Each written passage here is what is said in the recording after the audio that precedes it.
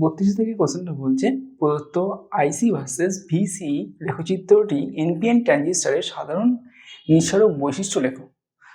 তাহলে লেখচিত্র থেকে প্রাপ্ত প্রবাহ বিবর্ধন কত হবে সেটা আমাদের বের করতে হবে, অর্থাৎ এখানে আমাদের বিটার মানটা বের করতে হবে। তো বিটা ইকুয়ালটা আমরা জানি delta IC by delta IB. তার মানে আমাদের কালেক্টর কারেন্টের যে পরিবর্তনটা হচ্ছে আর বেস কারেন্ট অর্থাৎ ভূমি প্রবাহের যে পরিবর্তনটা হচ্ছে, এই দুটোর অনুপাতটা আমাদের বের করতে হবে এখানে। তো আমাদের এই গ্রাফটা দেওয়া আছে, এখানে আমরা দেখতে পাচ্ছি কালেক্টর কারেন্টটা আমাদের 0 মিলিঅ্যাম্পিয়ার থেকে 2 মিলিঅ্যাম্পিয়ারে চেঞ্জ হচ্ছে। তাহলে এখানে এইটা আমরা লিখতে পারি 2 - 0, আর এটা হচ্ছে মিলিঅ্যাম্পিয়ার। আর বেস কারেন্টটা আমরা এখানে দেখতে পাচ্ছি যেটা সবথেকে কম আছে গ্রাফে সেটা হলো 0 মাইক্রোঅ্যাম্পিয়ার, আর সবথেকে বেশি যেটা হচ্ছে সেটা হলো 4 মাইক্রোঅ্যাম্পিয়ার। তার মানে 0 থেকে 4 মাইক্রোঅ্যাম্পিয়ার এটা চেঞ্জ হচ্ছে। তাহলে বেস কারেন্টের পরিবর্তন আমাদের 4 - 0 মাইক্রোঅ্যাম্পিয়ার হয়ে যায়। এইবার এটা 2 হলো ইন্টু 10⁻³ হয়ে গেল, যেহেতু মিলি অ্যাম্পিয়ার আছে সেই কারণে, আর নিচে আমাদের 10⁻6 দিয়ে গুণ হবে কারণ এখানে মাইক্রো অ্যাম্পিয়ার আছে। তো এটা কাটাকুটি হয়ে গেল, কাটলো 10⁻³ পড়ে থাকলো, এটা উপরে গেলে 10³/2 হলো। 10³ মানে আমাদের 1000/2, এটা ক্যালকুলেশন করলে আমাদের আসছে 500। তো এখানে প্রাপ্ত যে প্রবাহ বিবর্ধন, মানে এই গ্রাফটা থেকে আমরা যে প্রবাহ বিবর্ধনটা পাচ্ছি সেটার মান হচ্ছে 500। তাহলে অপশন এটা অ্যান্সার। নেক্সট কোশ্চেনটা বলছে প্রদত্ত কোনটি সঠিক। তো এখানে আলফা আর বিটার মধ্যে রিলেশন বলেছে, এখানে গামা দিয়েছে লাস্ট অপশনটাতে। গামা বলে আমাদের ট্রানজিস্টরের ক্ষেত্রে কোনো কিছু হয় না, তো এটা এই লাস্ট অপশনটা ভুল আছে। তো সেগুলো বাদ দিয়ে বাকি অপশনগুলো চেক করে দেখি কোনটা ঠিক আছে। তো আমরা জানি যে এরকম আলফা ইকুয়াল টু হয় বিটা বাই 1 + বিটা। তো এখান থেকে আমরা বিটা ইকুয়াল টু যদি বের করি তাহলে দেখবো এই রিলেশনটা আসছে। তো সেটা বের করার জন্য আমরা কোনাকুনি গুণ করে দিলাম। তাহলে এখান থেকে আমরা পাচ্ছি alpha plus alpha beta equal to beta. তাহলে বিটা যুক্ত টার্মগুলোকে এক সাইডে নিয়ে আসলে আমাদের এরকম আসছে beta minus alpha into beta equal to alpha. তো এখান থেকে বিটা কমন আসছে, তাহলে এটা চলে আসলো। এখান থেকে বিটার মান যদি আমরা বের করি তাহলে পাবো আলফা বাই 1 - আলফা। তার মানে আমাদের অপশান এটা আমাদের সঠিক হচ্ছে। এবার আমরা অপশান বিটা চেক করে দেখব। তো আমাদের রিলেশনটা ছিল এইটা alpha equal to beta by 1 + beta. এখন আমাদের 1/α আর ইকুয়াল টু 1 + 1/বিটা এটা হচ্ছে না দেখব। তার জন্যে এটাকে আমরা 1/αটা বের করি এখান থেকে। এটা বের করলে আমাদের এইরকম আসছে। এবার রাইট হ্যান্ড সাইডে আমরা এই 1 + বিটাকে বিটা দিয়ে ভাগ করে দেবো। তাহলে কি হবে 1/বিটা, আর এখানে বিটা বিটা ক্যান্সেল হয়ে গেলে 1 হয়ে যাবে। তাহলে আমরা দেখতে পাচ্ছি যে 1/α ইকুয়াল টু 1 + 1/বিটা হচ্ছে। তার মানে অপশান বিটা আমাদের সঠিক হচ্ছে। তাহলে এ ও বি উভয় সঠিক হবে, তার মানে অপশান সিটা আমাদের অ্যান্সার হবে। 14 থেকে কোশ্চেনটা বলছে যে ট্রানজিস্টরের প্রধান ব্যবহার হলো স্পন্দক হিসেবে, একমুখী কারক হিসেবে, বিবর্ধক হিসেবে, এবং অপশান ডি বলছে স্পন্দক ও বিবর্ধক দুটোই হিসেবে আমরা ব্যবহার করতে পারি। তো ট্রানজিস্টরকে আমরা স্পন্দক হিসেবে ব্যবহার করে থাকি আর বিবর্ধক হিসেবে ব্যবহার করি, কিন্তু একমুখী কারক হিসেবে এটাকে কখনোই ব্যবহার করা হয় না। তাহলে আমাদের অপশান ডিটা অ্যান্সার হবে স্পন্দক ও বিবর্ধক উভয় হিসেবেই এটাকে ব্যবহার করা হয়। নেক্সট কোশ্চেনটা বলছে আমাদের 13, এটা একটা ডেসিমেল নাম্বার আছে, এটাকে বাইনারি নাম্বারে আমাদের কনভার্ট করতে হবে। তো ডেসিমাল নাম্বার থেকে বাইনারি নাম্বারে কনভার্ট করার সময় এটাকে আমরা 2 দিয়ে ভাগ করি।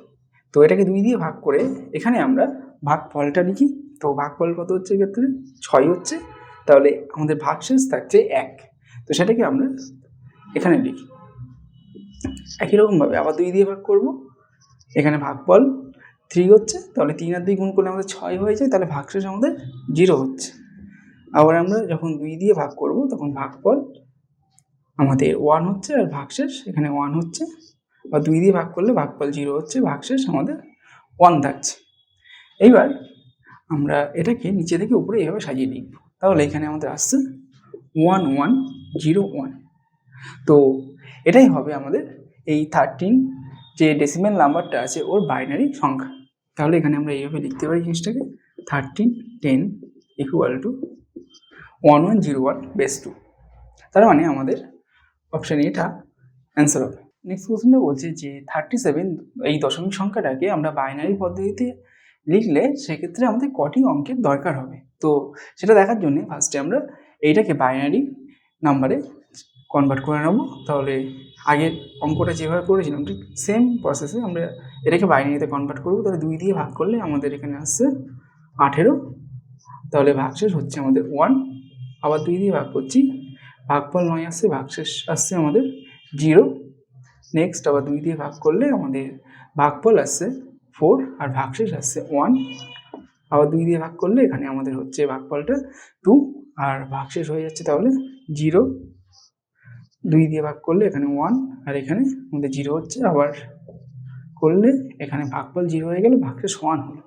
তাহলে এটাকে আমরা নিচে থেকে উপরে পরপর সাজিয়ে লিখবো। তাহলে 1000101 এইটা আসছে আমাদের এই 37 দশমিক সংখ্যার বাইনারি সংখ্যাটা। তো এখানে আমরা দেখতে পাচ্ছি 1 2 3 4 5 6 6টা আমাদের অঙ্কের দরকার হচ্ছে বাইনারি সংখ্যার ক্ষেত্রে। তো তাহলে আমাদের অপশান সিটা অ্যান্সার হবে। নেক্সট কোশ্চেনটা বলছে যে ন্যান্ড গেটের প্রতীক কোনটি। তো ন্যান্ড গেট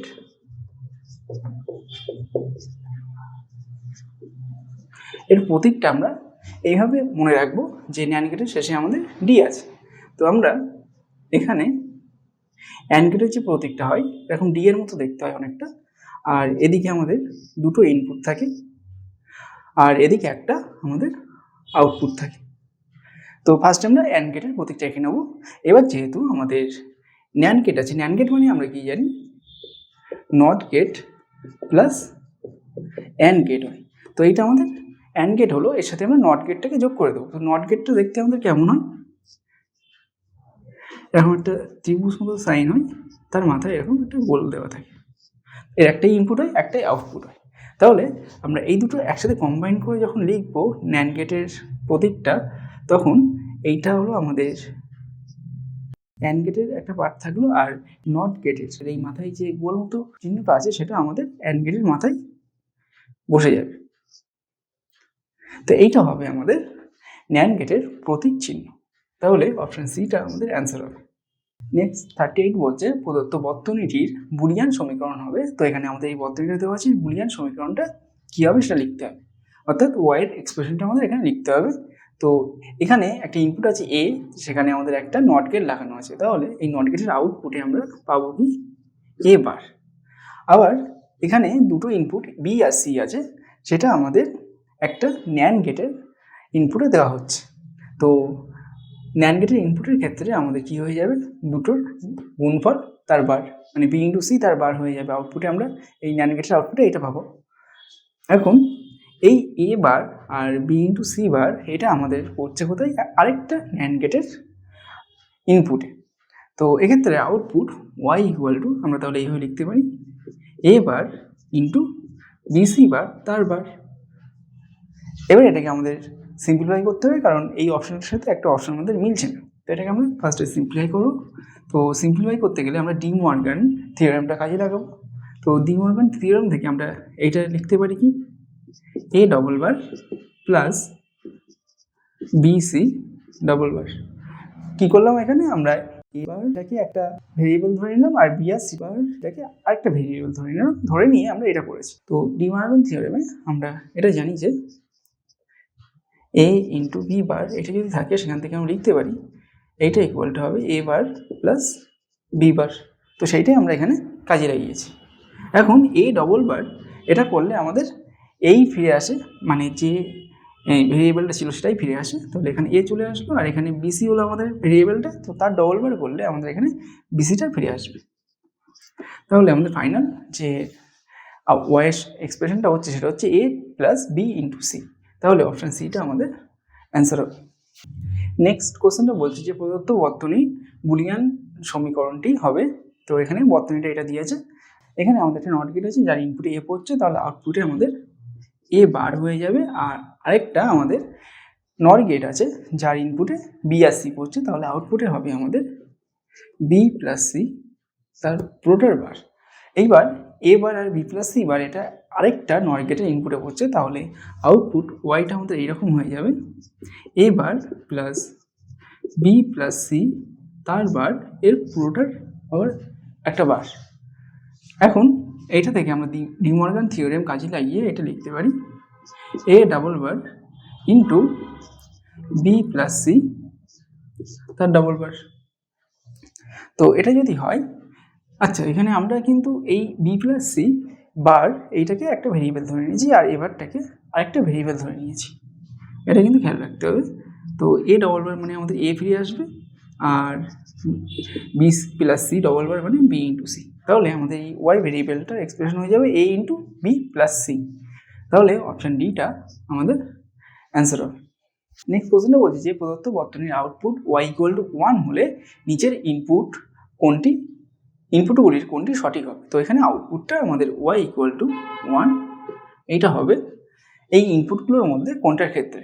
তো আমরা এখানে অপশানগুলো চেক করে দেখব কোনটা আমাদের কারেক্ট অ্যান্সার আসছে। তো ফার্স্টে আমাদের বলা আছে সি ইকুয়াল টু 1 আর এ ইকুয়াল টু 1 বলা আছে, বি ইকুয়াল টু আমাদের 0 বলা আছে। তাহলে এই যে গেটটা আছে এটা হলো আমাদের একটা অর গেট। অর গেটের যে কোনো একটা ইনপুট যদি 1 হয় তাহলে আউটপুটে আমরা 1 পাই। তো এখানে একটা ইনপুট 1 আছে একটা ইনপুট 0 আছে, তাহলে আউটপুটে আমরা 1 পাবো। এইবার এই যে আউটপুটটা পেলাম এই অর গেটের, আর এই যে সিটা আছে ইনপুটটা, এইটা আমাদের একটা অ্যান্ড গেটের ইনপুটে পড়ছে, তাহলে এর ক্ষেত্রে আমরা যে আউটপুটটা পাবো সেটা হয়ে যাবে 1। তাহলে আমাদের কোশ্চেনে এইটাই জানতে চেয়েছিল যে কোনটার ক্ষেত্রে 1 হবে। তো তাহলে আমাদের অপশান এটা অ্যান্সার হবে। এবার আমরা বাকি অপশানগুলো চেক করে দেখবো একটু যে কী আসছে, তাহলে জিনিসটা একটু ভালোভাবে বোঝা যাবে। এখানে সিটা ইকুয়াল টু 0 বলছে, তো আমরা সি ইকুয়াল টু 0 বসলাম, এ ইকুয়াল টু আমাদের 0 বলছে আর বি ইকুয়াল টু 1 বলছে। তো এই ক্ষেত্রে কী হচ্ছে, দুটো ইনপুটের মধ্যে একটা ইনপুট আমাদের 1 আছে, তাহলে আউটপুটটা 1 হয়ে যাবে। আবার এই অ্যান্ড গেটের একটা ইনপুটে আমাদের 0 পড়ছে, তার মানে অ্যান্ড গেটের ক্ষেত্রে আমরা জানি দুটো ইনপুট যদি 1 হয় তাহলে আমাদের আউটপুটটা সেক্ষেত্রে শুধুমাত্র 1 হয়, আর যে কোনো একটা 0 হলে বা দুটোই যদি 0 হয় সেক্ষেত্রে আউটপুটটার মধ্যে 0 হয়ে যায়। তো এক্ষেত্রে একটা ইনপুট যেহেতু 0 হচ্ছে সেই কারণে আউটপুটটা আমাদের 0 হয়ে যাবে। নেক্সট আমরা তাহলে অপশান বিটা কখনোই হচ্ছে না, আমাদের অপশান সিটা চেক করব। এখানে 1 বলেছে ইনপুটটা সিটা, আর এটা 0 আমাদের বিটাও 0। তো যেহেতু দুটোই 0 অর গেটের ইনপুটে পড়ছে তাহলে আউটপুটে আমরা এক্ষেত্রে 0 পাবো, আর এই অ্যান্ড গেটের ইনপুটে 0 আর 1 পড়ছে, তাহলে এক্ষেত্রে আউটপুটটা আমরা আবার 0 পাবো।